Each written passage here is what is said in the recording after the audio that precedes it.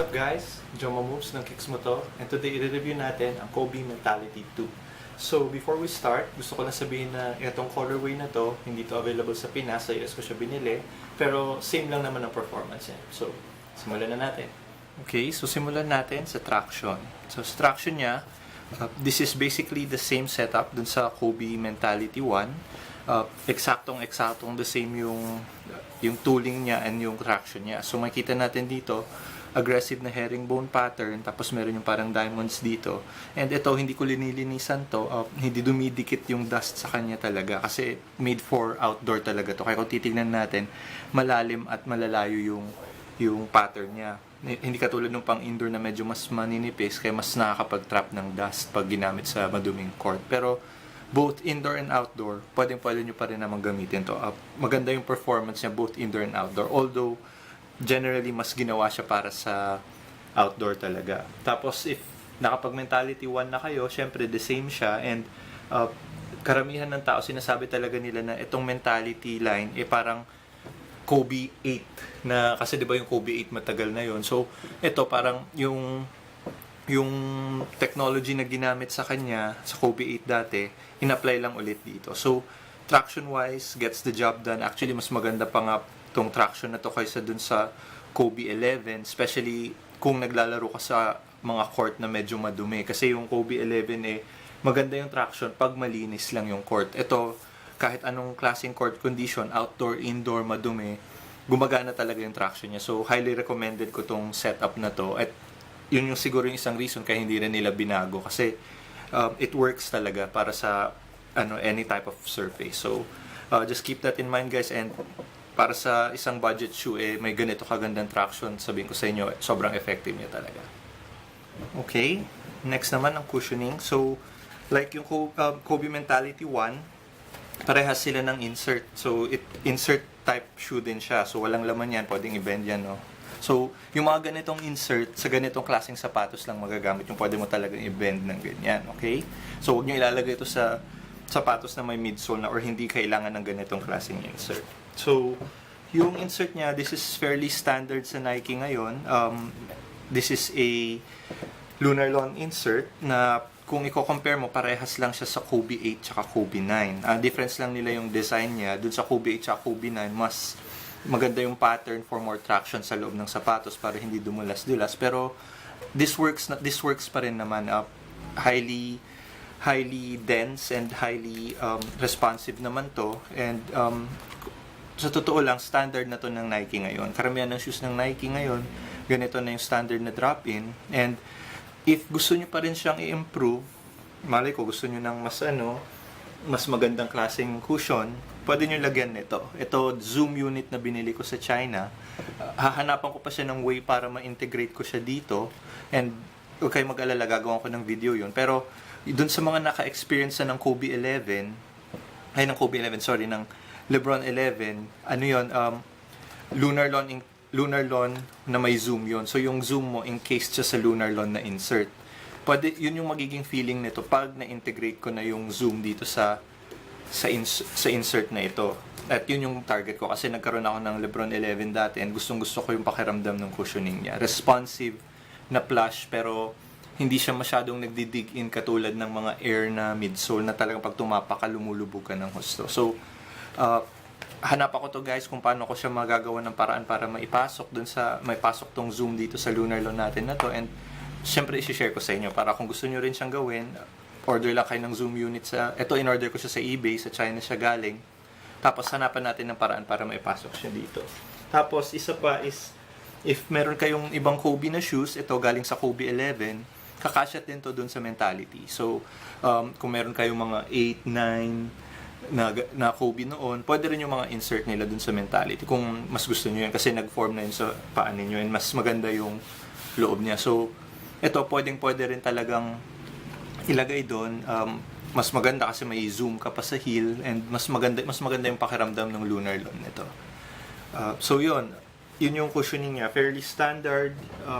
Ito na yung usual na ginagamit ng Nike ngayon and there are actually ways to improve it kasi hindi lang naman yung Kobe line yung may mga ganitong insert. So, meron yung mga Jordan noon, meron din yung mga flight posit dati, kung meron kayo ng mga yun, and nandyan pa. So, yung iba sa kanila may zoom units pa sa heel tsaka sa forefoot. So, i-try out nyo lang. Wala namang mawawala sa inyo pag try out nyo yun. And, malay nyo mahanap nyo yung best sa inyo. Ako, although gusto ko yung Lebron 11 na insert, masyado siyang mataas.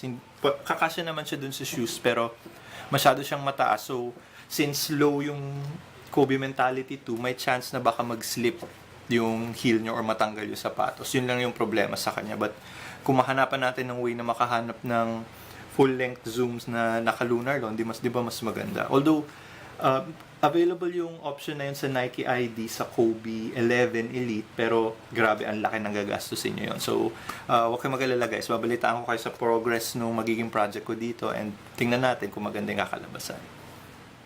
Okay, next up is yung material. So, yung materials, ito yung pinakamalaking difference ng Mentality 1 dito sa Mentality 2. So, dun sa Mentality 1, mostly fuse na matigas yung nakalagay sa kanya. Dito naman sa Mentality 2 ngayon, flyweave siya. Flyweave is, para sa akin, similar siya dun sa Kevin Durant 8, yung woven material siya. Although hindi kasing ganda ng Flyknit or nung nandun sa type na meron yung sa Jordan 29 tsaka 30. Pero maganda pa rin siya at tingin ko mas sturdy siya kaysa dun sa mas malambot na woven material. So, kung titignan natin, meron pa rin tayong mga fuse overlays or yung nakapatong na fuse dun sa high wear areas or kung saan mas madaling masira dito sa may toe box, dito sa kung nasan yung mga laces natin.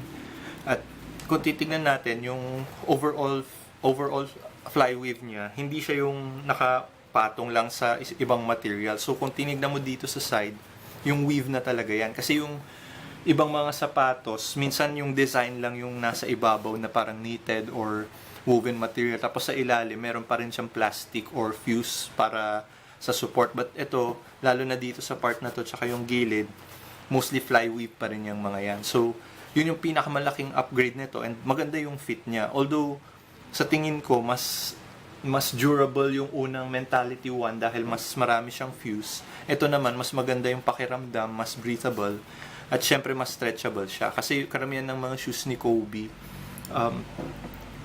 pang narrow footer siya. So ito, it gives you a little bit more stretch dito sa may forefoot mo para sa mga wide footers. Although, syempre, tip ko pa rin is i-fit nyo pa rin siya before nyo siya bilhin. But, overall, napakalaking improvement ng materials nito sa upper. Para sa akin nga, parang, na siya nabigyan mo na siya ng upgrade dun sa, para KD8 na siya. So, overall, maganda na nga yung buong traction niya, yung cushioning niya, okay na rin. Tapos, ganito pa yung upper mo at a very budget price. So, yung materials pa lang, sulit na siya dito sa kicks na to.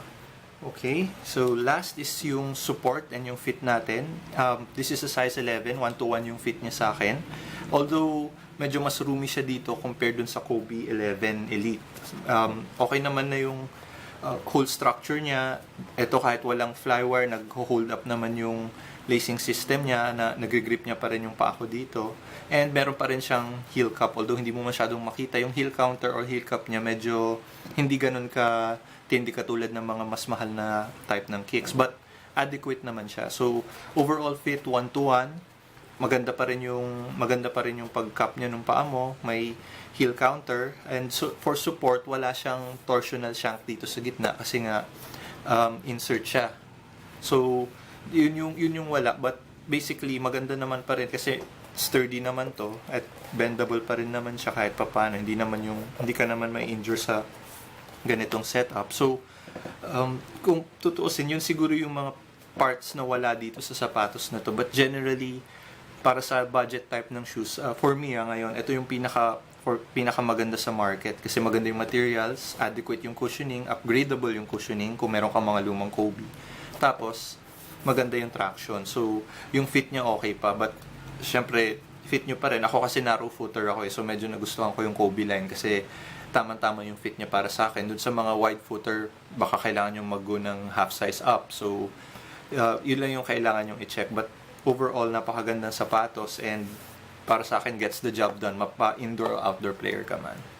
Okay guys, there you have it. Review natin ng Kobe Mentality 2. Actually, yung Kobe 11, yung EM, tsaka ito, gagawin ko sana ng comparison video pero hindi ko pa nakuha yung Kobe EM ko, Kobe 11 EM ko. Pag nakuha ko na yon, gagawa ko ng comparison video nila sa traction, especially sa cushioning, magkakaiba yung insert nila tsaka yung materials. And yung fit, I think 1-to-1 naman silang lahat, but i-wear test ko pa rin. So, ito, mga 1 month ko na siyang gamit, napaka-ayos niya. Para sa akin, ito isa sa mga perfect na type ng shoes para sa Philippine market kasi mura siya, pwede siya sa outdoors, pwede siya sa indoors, and masusulit mo talaga yung worth ng pera mo dito sa Mentality 2. And kahit wala tong colorway na to, may mga bagong nag-drop na colorways ngayon. I think meron na sa mga retail stores tulad ng Athlete's Foot, Planet Sports, yung mga Tobies, gano'n.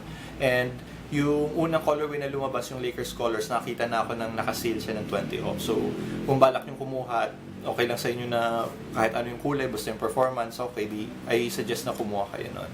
So, yun, keep subscribing to our channel. I'll try to make as much reviews as I can. Kung may request kayong kicks na gusto yung ma-review, sabihin nyo lang sa amin, gagawa namin ng paraan yun. And meron kaming ongoing na giveaway ngayon, support Gilas Pilipinas. So, just go to Kicks mo to sa Facebook and take a look at an image there na i-share nyo lang sa friends ninyo. And always visit our website, kicksmoto.com, para i-check yung mga reviews. Tumiting rin kami ng mga deals, nagpo-post ako ng mga deals doon, and syempre yung mga giveaways natin. So, guys, keep balling, keep running. Kung ano yung passion nyo, gawin nyo lang, and peace out.